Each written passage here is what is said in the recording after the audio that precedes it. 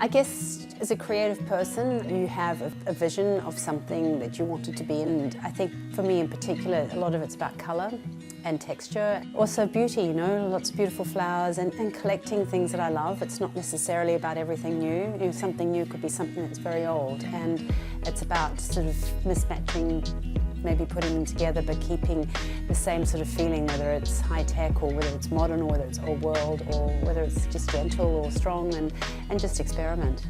I think regardless of where you are in the world, the community is probably the most important, because it's not just celebrating the good times. I think especially here in the Highlands, you know, there's a lot of people who are very like-minded and grow, you know, good crops that are organic, and it's slow really, it's not fast, and it's very local, and it's not just about what you grow and eat, it's about, you know, as I said, Zoe was an artist in residence here, and Sophie has the South store, which she basically dresses us all anyway and makes us feel good from time to time.